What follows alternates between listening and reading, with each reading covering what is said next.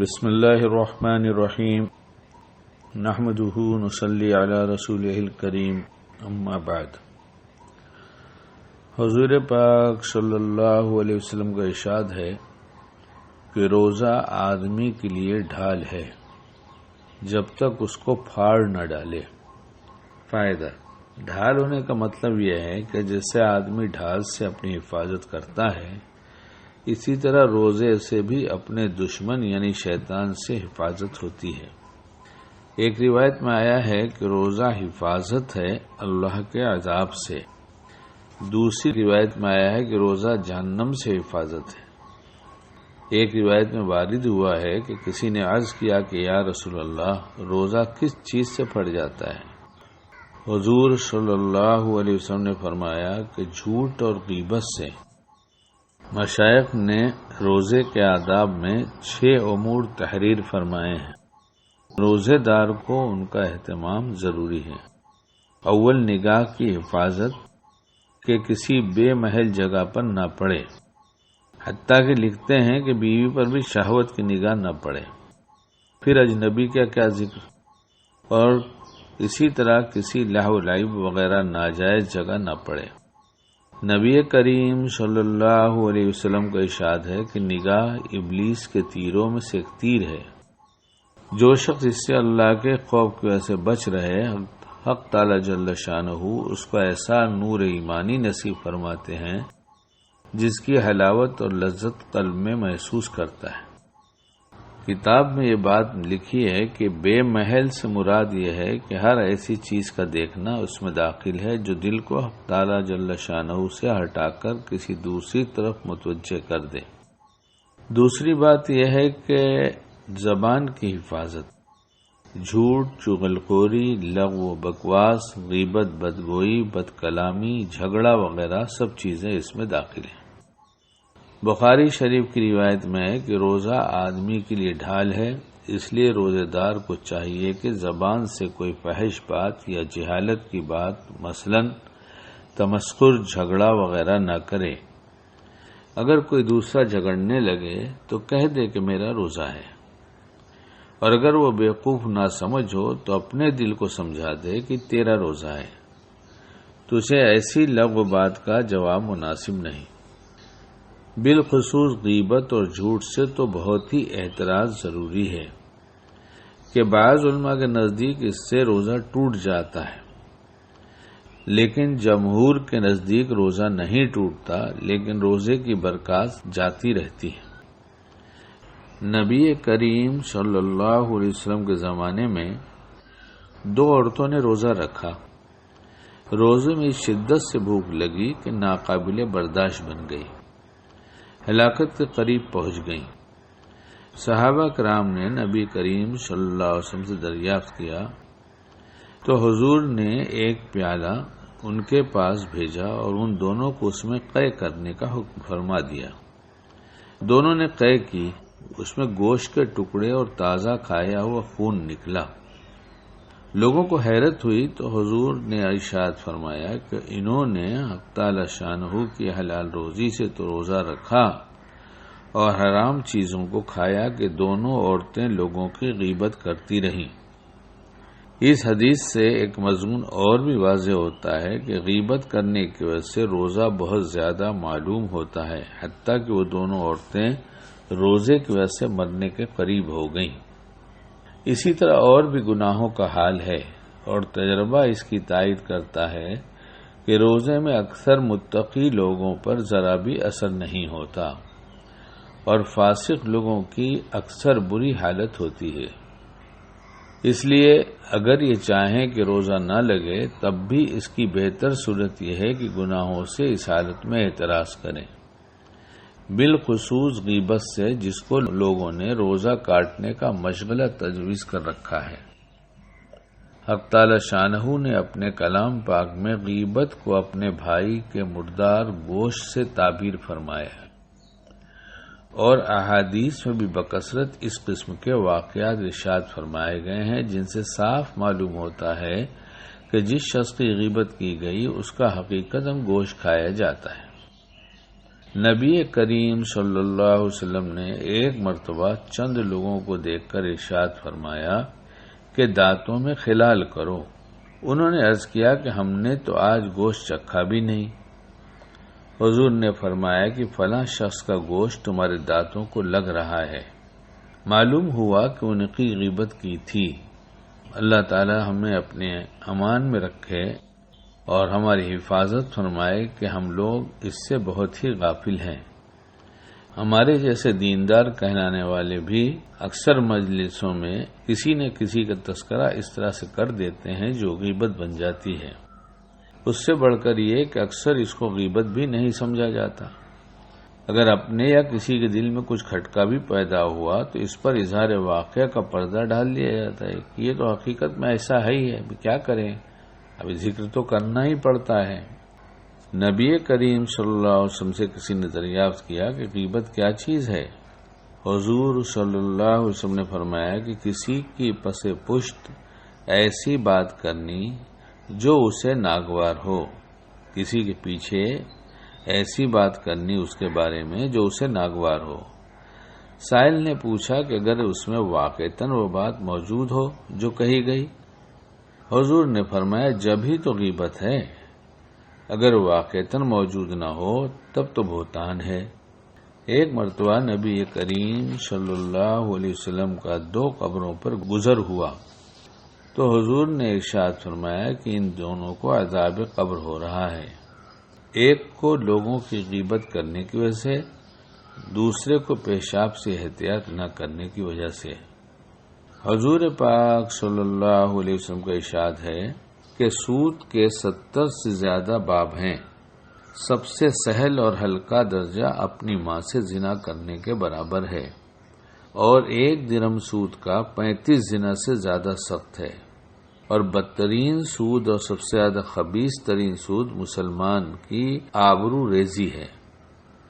احادیث میں غیبت اور مسلمان کی آبرو ریزی پر سخت سے سخت وعیدیں آئی ہیں، اور غیبت کا مطلب یہ ہوتا ہے کہ ہم کسی کو لوگوں کی نگاہ سے گرا دینا چاہتے ہیں، اور یہ اتنی بڑی بھول ہے کہ ہم لوگوں کو کم کر کے اپنے آپ کو بڑھانا چاہتے ہیں، تو یہ تو طریقہ عزت پانے کا ہے ہی نہیں، بلکہ اگر سمجھدار آدمیوں کے پاس ایسا کوئی آدمی جاتا ہے جو غیبت کرتا ہے اور بار بار کرتا ہے تو اس سے لوگ نفرت کرنے لگتے ہیں کہ ابھی آیا ہے اور کسی نہ کسی کی بات ضرور کہے گا، اس لیے لوگ گھبراتے ہیں کہ ایسے سے ملاقات نہ ہو تو اچھا ہے۔ لیکن ہمارا مشغلہ یہ ہے کہ بس اس میں ایک بات سیدھی سادی ہے، اللہ مجھے بھی عمل کی توفیق دے اور پوری امت کو توفیق دے کہ جب کسی سے ملاقات ہو اسی وقت ہم یہ بات تازہ کر لیں، اپنے ذہن میں دہرا لیں کہ ہم کسی اور کا تذکرہ نہیں کریں گے، پھر بات ہی کرنے کے لیے کچھ نہیں رہتی، کیا کریں گے؟ کچھ اپنی بات کر لیں، کچھ دین کی بات کر لیں، ہمیں کیا ضرورت ہے ان کی باتیں کرنے کی؟ ہمارا روزہ پھٹ جائے گا، ہمارا روزہ خراب ہو جائے گا۔ بلکہ ایک دفعہ تو بیان میں یہ بات اللہ نے دل میں ڈالا کہ کالینا میں رہتا تھا اور وہاں سے سانتا کروز جانے کے لیے کچھ غالباً 4 روپے کی ٹکٹ لگتی تھی بس سے، تو ایک نوٹ تھا جو تھوڑا سا پھٹا ہوا تھا اور کنڈکٹر کو دیا کہ سانتا کروز کا ٹکٹ دے دو۔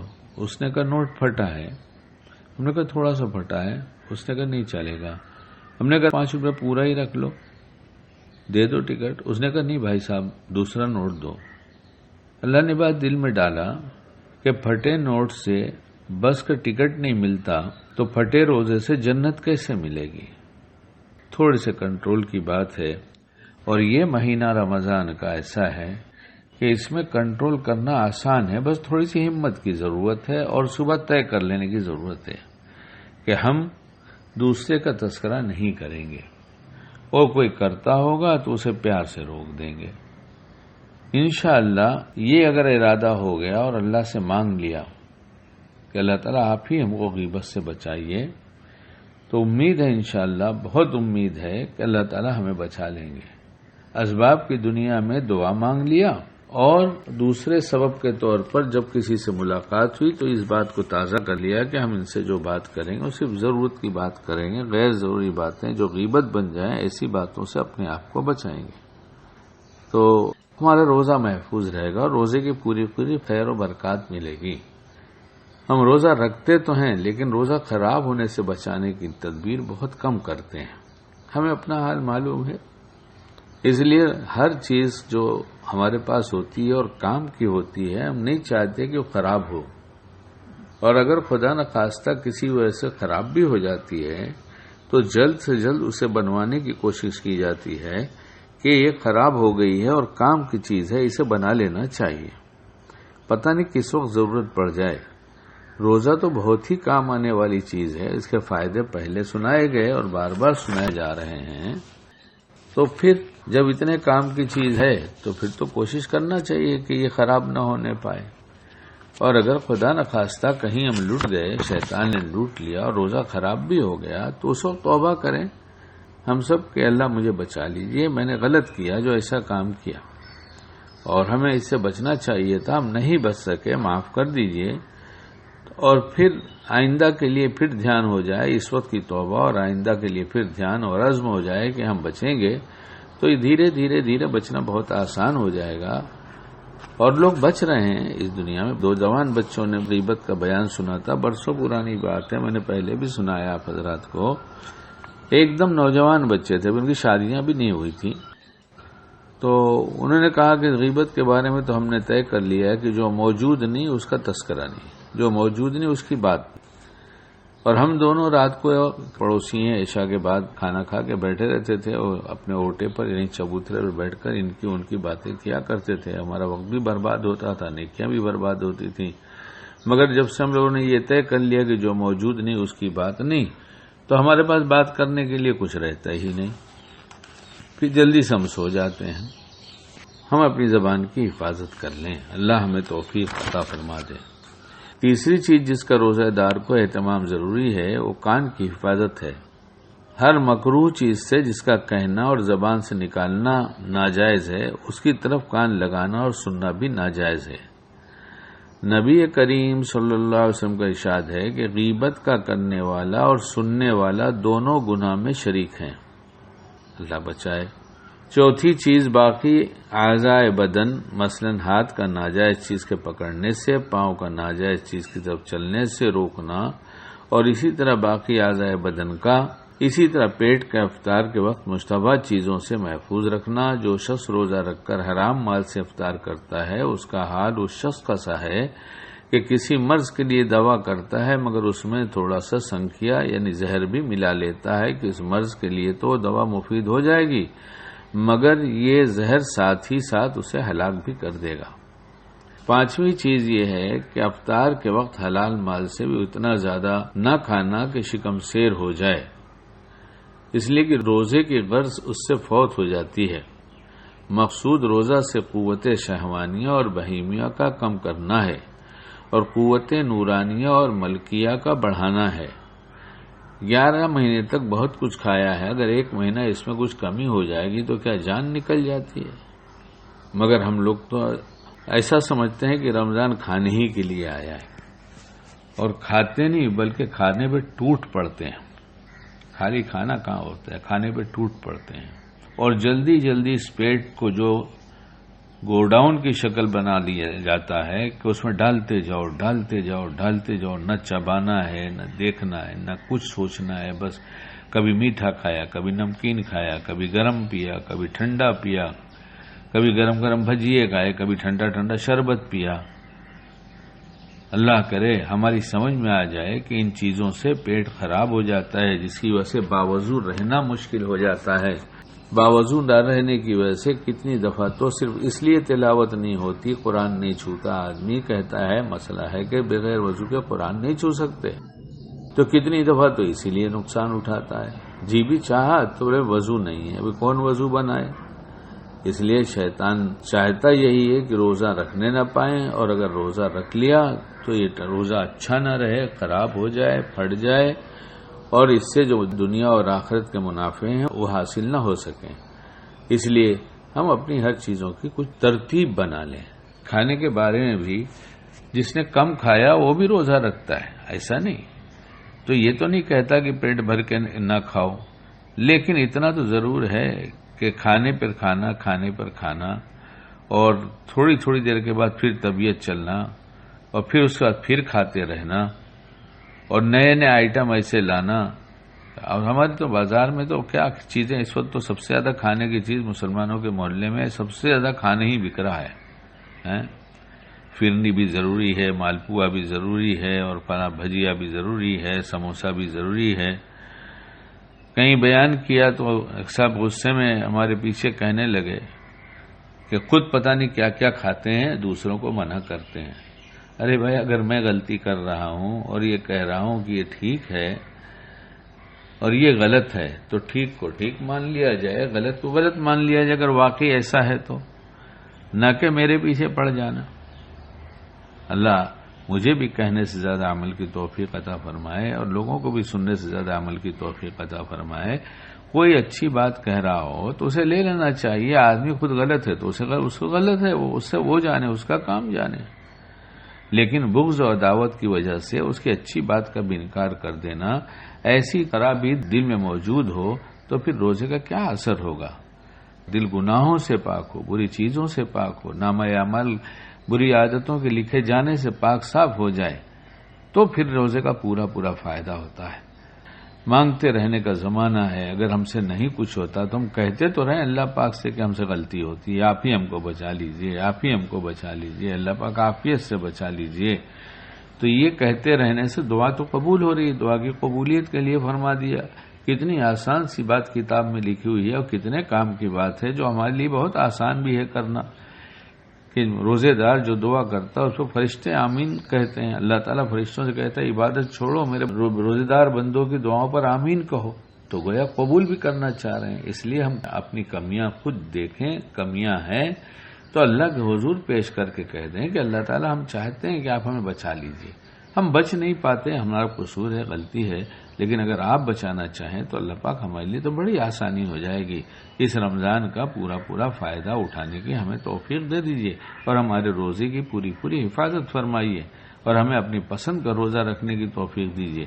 اور اس رمضان میں اپنے نیک بندوں کو جو انعام دیا کرتے ہیں، جو ان پہ عنایتیں ہوتی ہیں، وہ سب سے ہم کو بھی نواز دیجیے. فرشتے آمین کہیں گے، دعائیں قبول ہوں گی اور پورا فائدہ ہوگا. اللہ ہمیں کہنے سے زیادہ عمل کی توفیق عطا فرمائے اور جو برائیاں جس کی وجہ سے روزہ پھٹ جاتا ہے اس سے ہم سب کو بچا لے اور روزے کی پوری خیر و برکات ہم سب کو نصیب فرما دے.